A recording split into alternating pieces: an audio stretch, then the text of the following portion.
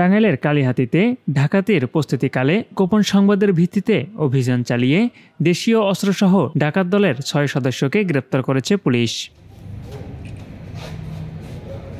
২২ December দিবাগত রাতে কালিহাতী উপজেলার এলেঙ্গা বাস স্ট্যান্ড এলাকা থেকে তাদের গ্রেপ্তার করা হয়। এ সময় তাদের কাছ থেকে একটি কাটার, কাঠের লাঠি, ২টি চাপাতি, ছুরি, হাতুড়ি ও ডাকাতির কাজে ব্যবহৃত একটি পিকআপ জব্দ করা হয়। এ সময় ডাকাতদের জিজ্ঞাসাবাদে তারা কালিহাতী থানা এলাকায় ডাকাতের উদ্দেশ্যে অবস্থান করছিল বলে স্বীকার করেন।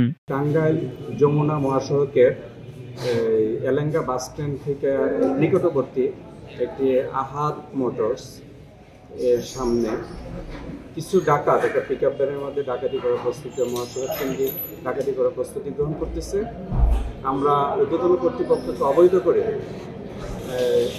আমাদের অভিযান পরিচালনা করি এবং তাদেরকে দ্বিতীয় করতে সক্ষম হই। জিজ্ঞাসাবাদ করি, জিজ্ঞাসাবাদে তারা জানায় তাদের পিকআপ ভ্যানের কেবিনের পিছনে যে একটি কাটার, তারপরে দেখা গেছে চাপাতি, ছুরি, হাতুড়ি এবং কাঠের লাঠি, এগুলো আমরা উদ্ধার করি। তারা বিভিন্ন সময় বিভিন্ন ইয়াতে দেখা গেছে যে ডাকাতির কাজে এগুলো ব্যবহার করে। পরে তাদের বিরুদ্ধে মামলা দায়ের করে টাঙ্গাইল আদালতে সোপর্দ করা হয়েছে। তাদের বিরুদ্ধে একাধিক গরু চুরির মামলা সহ ডাকাতির মামলা রয়েছে।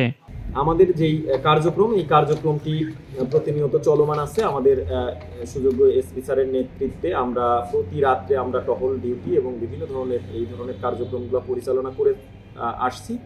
ভবিষ্যতেও এই মহাসড়ক কেন্দ্রিক যে সকল ডাকাতি বা চুরি, ছিনতাই যে ঘটনাগুলো ঘটে সেগুলো প্রতিরোধে আমরা প্রতিনিয়ত অভিযান পরিচালনা করছি এবং করে যাব।